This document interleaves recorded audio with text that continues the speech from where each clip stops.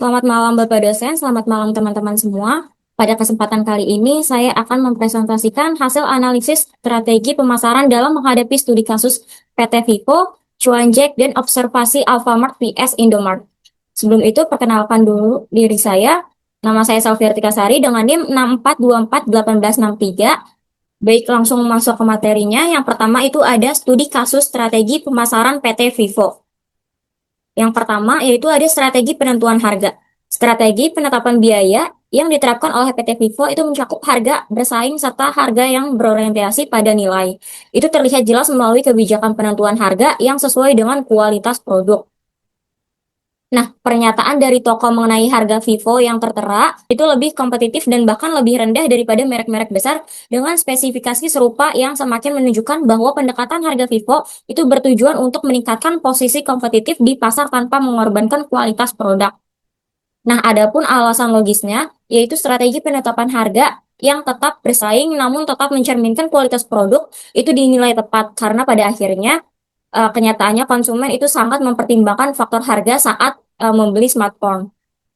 Nah, hal ini tuh sejalan dengan temuan Fitriana dan Lesmana di tahun 2024 yang menunjukkan bahwa harga itu memiliki pengaruh besar terhadap keputusan konsumen dalam memilih smartphone Vivo. Nah, selain itu, penelitian Rohmansyah dan Surya Wirawan di tahun 2023 itu juga membuktikan bahwa ketika harga dianggap sesuai dengan mutu produk, minat beli konsumen akan meningkat.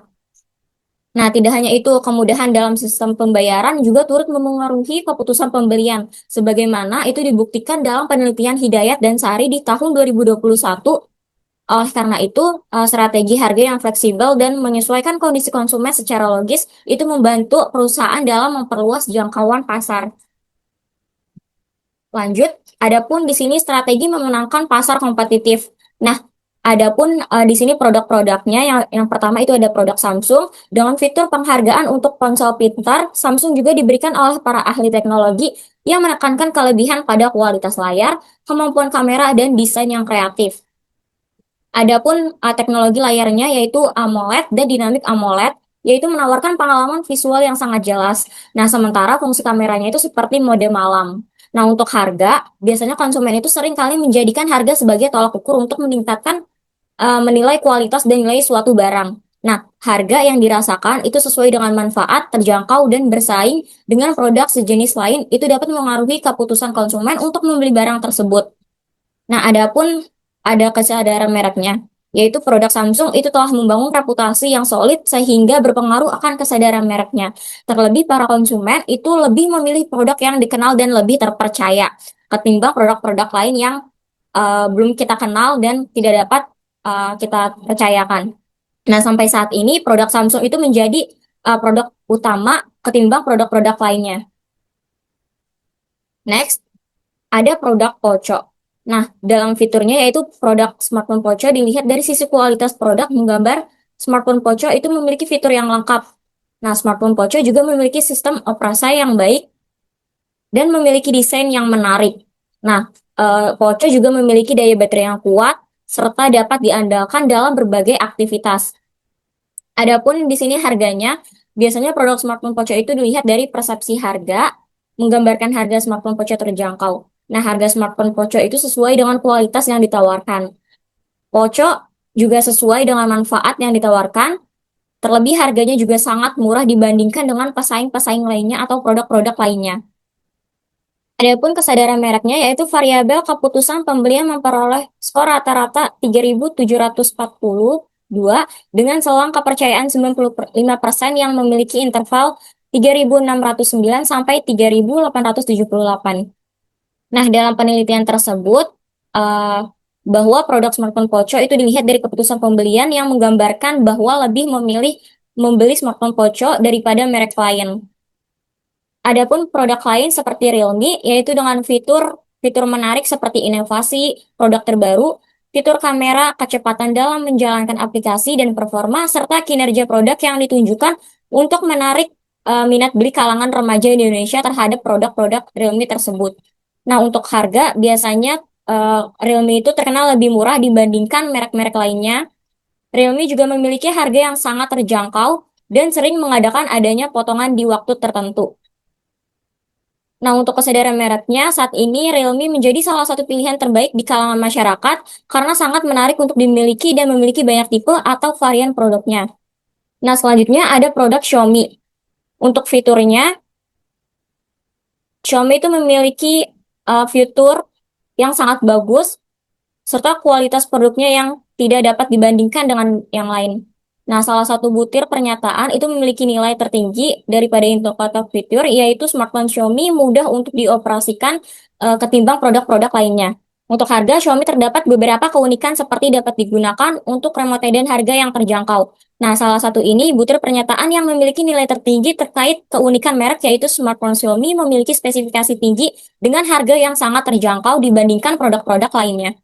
Adapun kesadaran mereknya yaitu terlihat dari para konsumen yang setuju dengan prinsip pernyataan bahwa smartphone Xiaomi itu menawarkan spesifikasi tinggi namun dengan harga yang relatif murah. Produk Xiaomi itu memiliki kualitas yang dapat bersaing di kelasnya namun dengan harga yang standar.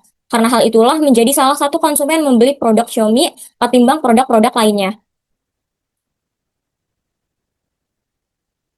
Lanjut, di sini ada produk iPhone, yaitu dengan fitur banyak mulai dari kualitas kamera yang diincar di kalangan di masyarakat sekarang, lalu daya tahan yang mampu bersaing dengan merek-merek lain, serta estetika produk yang bagus dan kesan kualitas yang tidak ada di merek lainnya. Nah, untuk harga iPhone di Indonesia itu lebih mahal dibandingkan di negara lain karena untuk mengukur harga dan indikator. Nah, dengan estetika tersebut, iPhone itu mampu bersaing, mampu memberi harga yang tinggi ketimbang merek-merek lain. Nah, untuk kesadaran merek itu merupakan kemampuan konsumen dalam mengingat kembali bahwa suatu merek itu termasuk dalam kategori produk tertentu. Itu menurut Akar di 1996, seperti misalnya saat seseorang itu diajak mengobrol mengenai smartphone, maka yang terlintas dalam pikirannya adalah update mengenai iPhone terbaru di tahun ini. iPhone itu berada dalam top of mind konsumen atau iPhone itu merupakan produk yang sering dipikirkan oleh konsumen. Nah, top of mind itu sendiri adalah merupakan salah satu indikator yang sering digunakan Frontier Group untuk meneliti tingkatan merek dalam top brand index seperti yang sudah dijelaskan pada. Nah, lanjut di sini ada strategi memenangkan persaingan Vivo. Nah, dalam memenangkan persaingan tersebut, Vivo itu menggunakan strategi komunikasi pemasaran berupa perusahaan Vivo Smartphone dalam membentuk brand awareness, yaitu mengeluarkan produk-produk baru dengan inovasi desain dan performa yang berbeda dengan merek lainnya, seperti Vivo X50 series dan F20 series, serta menggunakan bauran pemasaran yang meliputi produk, harga, tempat, dan promosi supaya produk tersebut itu mencapai pasar sasaran yang diinginkan.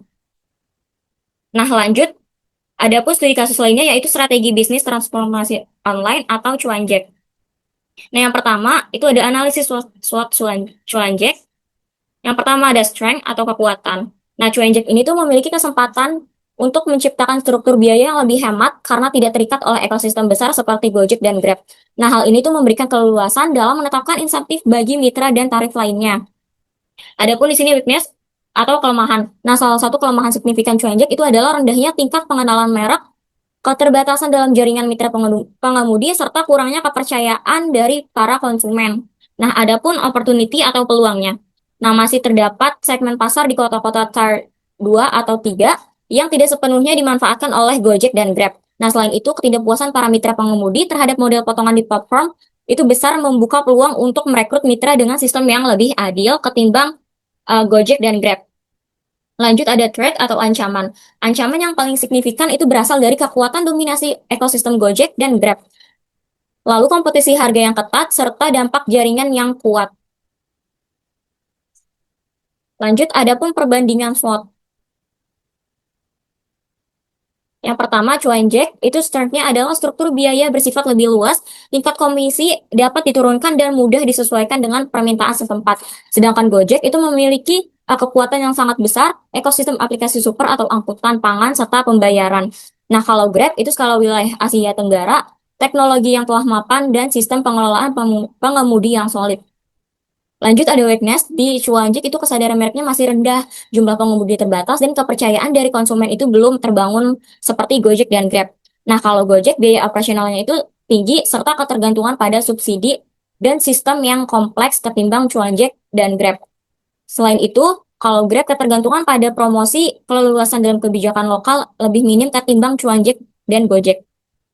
Lanjut ada opportunity di Cuanjik di pasar kota Tier 2 hingga 3 itu pengemudi merasa tidak puas dengan komisi tinggi dari Gojek atau Grab. Sedangkan Gojek yaitu menambahkan layanan di luar sektor transportasi menghasilkan pendapatan dari ekosistem. Sedangkan Grab, pertumbuhan pasar di tingkat regional, keterhubungan antar rasional. Lanjut ada trade di Cuanjek yaitu dampak jaringan pesaing yang kuat serta kompetisi harga yang sengit. Sedangkan Gojek peraturan pemerintah saturasi di pasar kota. Lalu Grab persaingan harga yang ketat, pengawasan regulasi di setiap negara. Adapun segmentasi, targeting, dan positioning atau STP. Nah, yang pertama yang akan saya bahas yaitu segmentasi geografis, yaitu Cuanjik mengarahkan fokusnya pada kota-kota Tier 2 dan 3 karena ada sedikit kompetisi dibandingkan dengan kota-kota besar atau kota-kota lainnya, serta permintaan transportasi yang masih tinggi ketimbang Gojek dan Grab-nya. Adapun segmentasi demografis, yaitu sasaran utamanya adalah berusia 18 hingga 40 tahun, termasuk mahasiswa, pekerja lepas, pelaku usaha mikro kecil, dan menengah yang aktif dalam kegiatan dan peka terhadap harga. Adapun segmentasi psikografis, yaitu Cuanjik menargetkan pengguna yang mencari kepraktisan, berpikir rasional, dan tidak terlalu terikat dengan merek tertentu dengan penekanan pada keuntungan serta harga layanan. Lanjut ada segmentasi perilaku. Pengguna Cuanjek itu merupakan pelanggan harian yang cenderung membandingkan harga dan memilih layanan yang terjangkau serta memiliki ketersediaan pengemudi yang tepat. Berbeda terbalik dengan Gojek dan Grab. Kalau Gojek dan Grab itu mereka punya harga yang signifikan namun Cuanjek tidak. Lanjut ada targeting strategi. Yang pertama itu ada target pengguna atau konsumen. Nah, Cuanjik secara khusus itu memfokuskan kepada pengguna layanan seperti transportasi online yang memanfaatkan layanan untuk aktivitas sehari-hari seperti bepergian ke tempat kerja, belajar, atau usaha kecil. Lanjut ada target wilayah pasar, yaitu area yang dituju oleh Cuanjik adalah kota-kota kecil dan menengah yang memiliki aktivitas padat tetapi belum sepenuhnya menjadi perhatian utama perusahaan pasar. Lanjut ada target mitra pengemudi, yaitu Cuanjek membidik pengemudi yang merasa bahwa komisi yang dipotong itu oleh platform besar terlalu tinggi ketimbang Grab dan Gojek. Nah, alasan memilih targeting tersebut, strategi targeting yang berfokus diambil karena Cuanjek ini memiliki sumber daya yang terbatas, sehingga lebih praktis untuk membangun kekuatan di segmen tertentu terlebih dahulu ketimbang bersaing secara langsung di pasar yang lebih luas. Nah, dengan menyoroti segmen yang sensitif terhadap harga dan belum sepenuhnya total, peluang untuk mengadopsi layanan meningkat itu sangat benar. Nah, lanjut di sini ada positioning dengan pernyataan Cuanjek yang diposisikan sebagai layanan transportasi online yang berbiaya hemat dan lebih berpihak pada pengemudi untuk memenuhi kebutuhan transportasi harian di kota menengah. Nah, nilai yang ditawarkan adalah menghadirkan tarif yang lebih terjangkau untuk pemakaian sehari-hari, menjadikannya pilihan yang sempurna bagi pelanggan di kota-kota ukuran menengah yang memperhatikan anggaran. Nah, apa sih pembeda dari kompetitor lain? Nah, ketika dibandingkan dengan Gojek dan Grab yang lebih mengutamakan ekosistem layanan dan pasar di kota-kota besar, Cuanjek lebih menonjolkan efisiensi biaya dan keadilan bagi para mitra pengemudi. Nah, Cuanjek juga tidak berkompetisi dengan menawarkan harga ragam fitur yang lengkap, tetapi lebih pada memanfaatkan ekonomi yang dapat langsung dirasakan oleh pelanggan dan mitra pengemudi, terutama di kota-kota menengah dan kecil. Nah, alasan memilih teori tersebut adalah karena mencerminkan keadaan Cuanjik sebagai pendatang baru dengan sumber daya yang terbatas. Nah, menurut konsep penempatan berbasis nilai dari Kotler dan Keller, perusahaan yang kekuatan mereknya kurang akan lebih berhasil berkompetisi dengan menonjolkan nilai-nilai utama yang diminta oleh segmen yang ditargetkan. Nah, dalam hal tersebut, nilai yang dimaksud adalah harga yang terjangkau untuk pengguna dan keadilan untuk pengemudi yang secara empiris telah terbukti menjadi faktor penting dalam penerimaan layanan transportasi online. Dan yang ketiga ada strategi model bisnis Cuanjek. Nah, model bisnis Cuanjek yang dipilih ada two-side platform business model atau platform dua sisi, yaitu mempertemukan pengguna dan mitra pengemudi dalam satu aplikasi. Nah, apa sih alasan memilih model bisnis tersebut? Karena didasarkan pada prinsip bahwa interaksi antar dua kelompok yang saling memerlukan akan menghasilkan layanan transportasi daring. Nah, berdasarkan teori model bisnis platform, nilai utama itu dari platform tersebut menciptakan ketika jumlah pengemudi dan pengguna berada dalam keseimbangan, sehingga layanan yang diberikan menjadi lebih efektif dan berkelanjutan. Nah, alternatif model ini juga relevan dengan kondisi pasar di kota menengah, mengingat skala layanannya tidak harus sebesar di kota besar, tetapi harus cukup stabil untuk memenuhi kebutuhan transportasi sehari-hari. Adapun cara memenangkan persaingan yaitu dengan kepemilikan Penyedia kesehatan online pertama yang bergabung adalah Cuanjek yang memperluas jaringannya melalui pasar kota menengah yang memiliki kebutuhan transportasi yang tinggi namun tidak terjenuh. Nah, yang kedua ada keuntungan berbasis relasi driver. Keunggulan yang dibangun oleh Cuanjek itu bukanlah dari teknologi yang kompleks, melainkan dari hubungan panjangnya dengan konsumen atau pengemudi melalui sistem pendapatan yang lebih adil. Nah, yang ketiga itu ada diferensiasi nilai bagi. Nah, Cuanjek itu memiliki fitur transportasi yang praktis, terjangkau, serta sesuai industri kebutuhan harian tapi tidak menambah koneksi penggunaan dengan fitur yang tidak relevan. Nah, yang keempat ada grow based on local equity, yaitu melakukan integrasi terhadap pelayanan yang diberikan dengan kegiatan ekonomi lokal seperti UMKM supaya membantu platform ini berjalan secara sinkros dengan basis teori strategi based on local ecosystem return fast, both switching cost and loyalty, especially in non-metropolitan market. Nah, sebelum lanjut ke strategi pemasaran studi kasus observasi lapangan Alfamart vs Indomaret, ada pun video wawancaranya.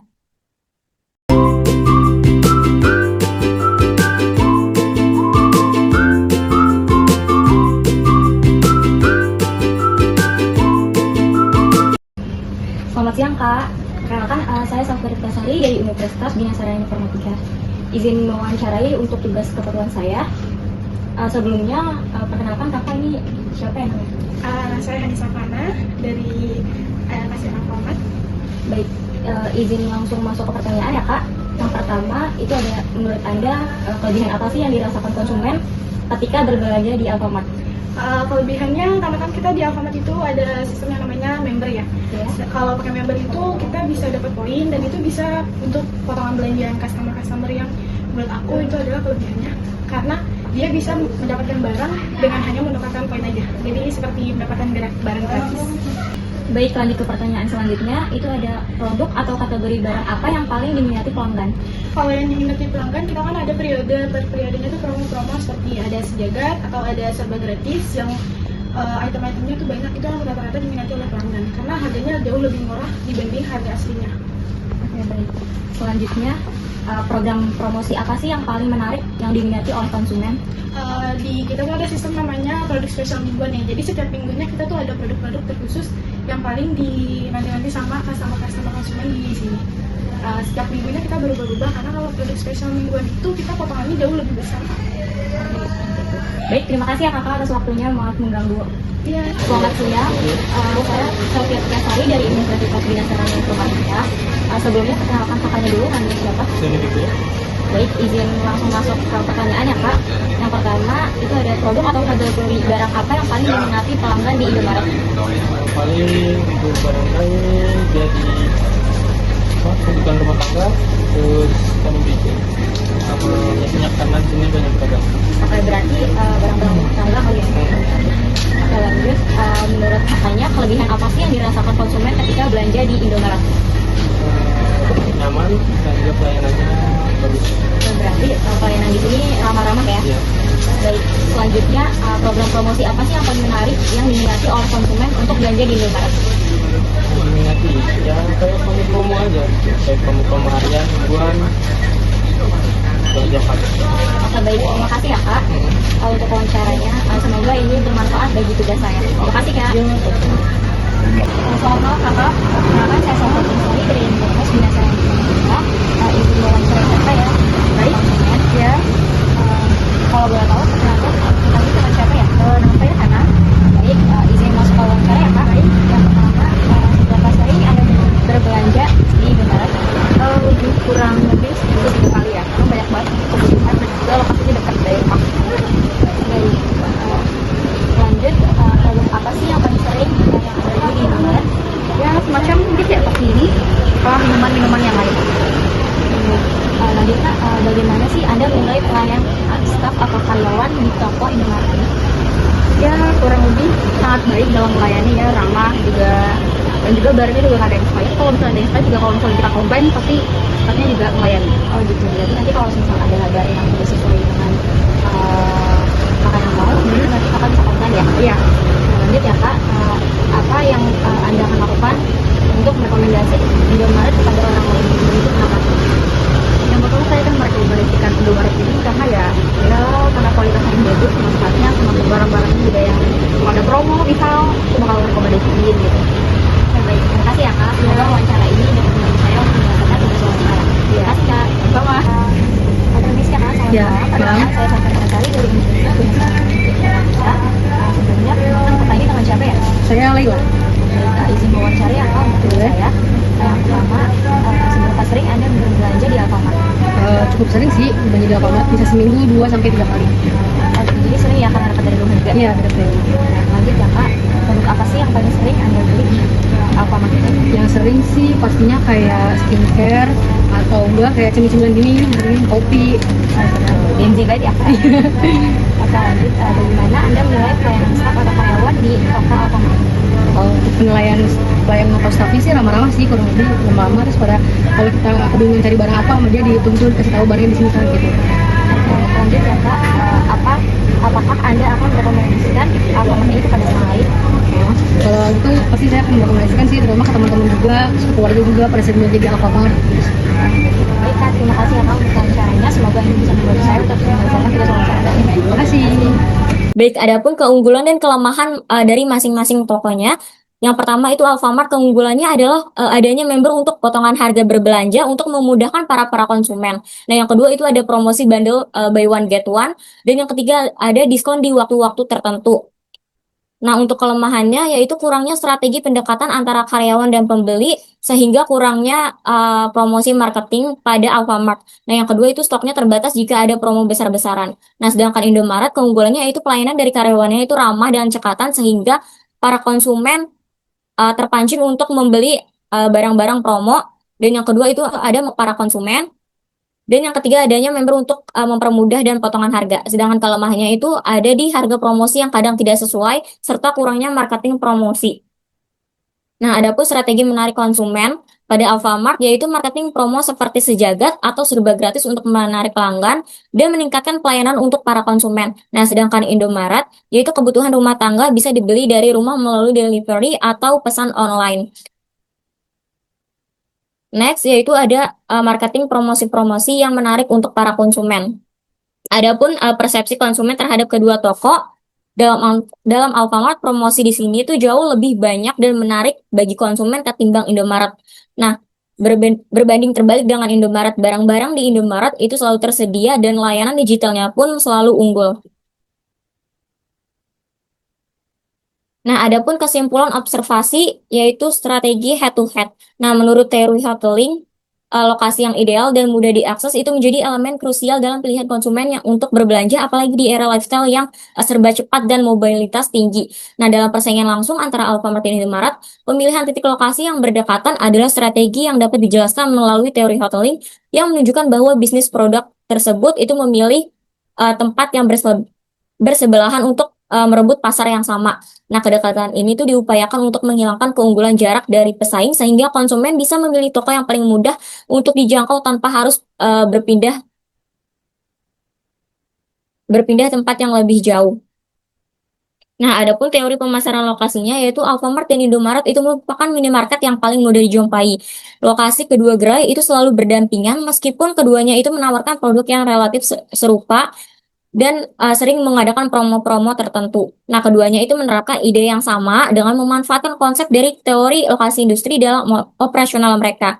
Nah, ketika dua jenis aktivitas ekonomi dengan sifat berserupa berada dekat satu sama lain, pangsa pasar itu cenderung berkembang dan keuntungan yang diperoleh pun juga meningkat. Nah, adapun daftar-daftar pustaka yang menjadi referensi saya. Baik, demikian penjelasan dari saya. Semoga dapat memberikan manfaat dan wawasan baru bagi kita semua. Terima kasih Bapak dosen, terima kasih teman-teman semua. Wassalamualaikum warahmatullahi wabarakatuh.